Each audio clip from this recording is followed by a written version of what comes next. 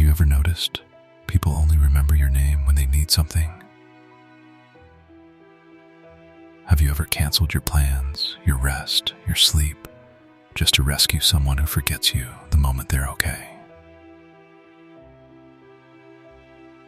If that question hurts a little, then listen carefully, because this story might be about you. In a quiet town surrounded by wide green fields and aging wooden houses, there lived a man named Ethan. Everyone knew Ethan. If a bicycle chain snapped, they called Ethan. If someone needed help moving furniture, they knocked on Ethan's door. If someone felt lonely, they sat at Ethan's table. And Ethan, he never said no. He would smile gently and say, "Of course, I'll handle it." He believed kindness made him valuable, and people praised him for it. But slowly, quietly, invisibly, Ethan's life stopped belonging to him. His garden was half dead. His fence leaned weak and broken. His roof creaked in the wind. His problems stacked up like unopened letters. Yet every day he was busy fixing everyone else's world. Every night he came home exhausted, hands dirty, clothes soaked in sweat. His grandmother would look at him and ask softly, "Ethan, you save everyone, but who saves you?" He would smile. Someday they'll remember. But someday never came. Then one evening, the sky turned violent. Dark clouds swallowed the town. The wind howled like a warning. People rushed outside to protect their homes. And Ethan, he ran too, but not to his own yard. He ran to help his friend Marcus, whose tools were still scattered outside. They worked fast, covering equipment, dragging boxes into shelter. But Ethan's own garden furniture, his fragile plants, his wooden crates, remained exposed. Then the storm struck. Rain crashed down. Wind tore through everything. And when Ethan finally returned home, his garden was destroyed.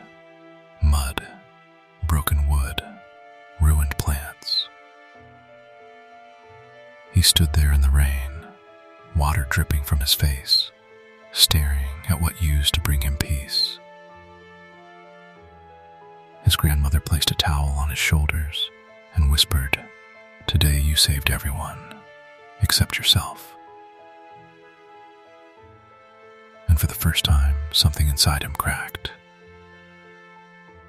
The next morning, confused and heavy-hearted, Ethan walked to the edge of town. There lived a wise man named Samuel, a quiet man who spent his days by the river.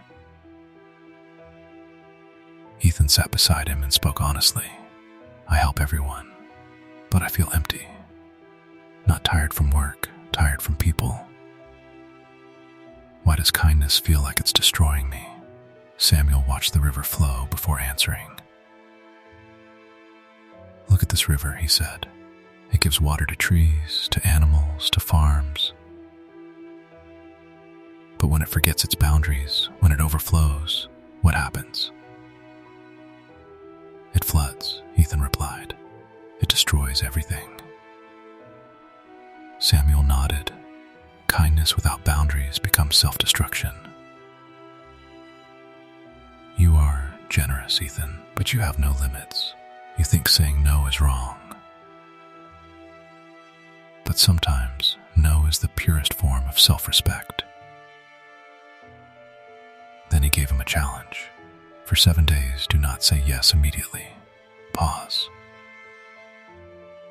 Ask yourself, will this cost me my peace, my time, my energy?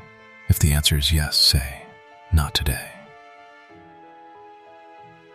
The test came quickly. The next afternoon, Marcus rushed over. "Ethan, I need help moving something heavy." Ethan looked at his broken fence, a repair he had ignored for months. His heart wanted to say yes. But this time he paused. "I'm sorry. Today I need to fix my own fence. I can help you later."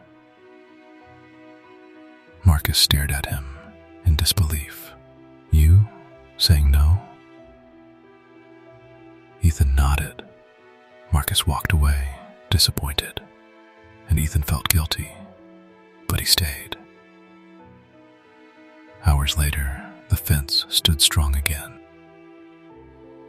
For the first time in months, Ethan felt proud. Not praised, not needed, proud.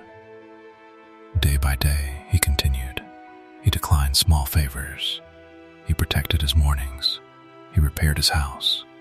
He watered his garden. And something strange happened. The world did not collapse. People figured things out. Marcus solved his own problems. Neighbors stopped knocking for every tiny task. And Ethan? He began to breathe differently. The exhaustion faded. His house brightened. His garden bloomed again. His face looked alive. Then another storm came. Rain poured through his roof. He waited for someone to knock. No one came. And this time, he didn't feel hurt. He felt powerful. He picked up his tools and fixed it himself. When he finished, sitting under his repaired roof, he whispered, "So this is what it feels like to rely on myself." Weeks passed. Ethan was no longer the man who rushed at every call. He became the man who valued his time, and something even more unexpected happened. People respected him more. Not because he was always available, but because he was not. One afternoon, Samuel visited him. He looked at the healthy garden, the strong fence, the calm expression on Ethan's face. "Tell me," Samuel asked gently, "did the world fall apart when you stopped saying yes?" Ethan smiled. "No, my world finally came together." Samuel nodded.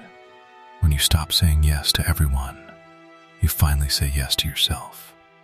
So let me ask you, are you living like the old Ethan? Do you give until you are empty? Do you say yes, even when it hurts?" Listen carefully. No does not make you selfish. It makes you strong. It means you are choosing peace over pressure. Your time is precious. Your energy is limited. Your heart deserves protection. And the world will only respect you when you learn to respect yourself.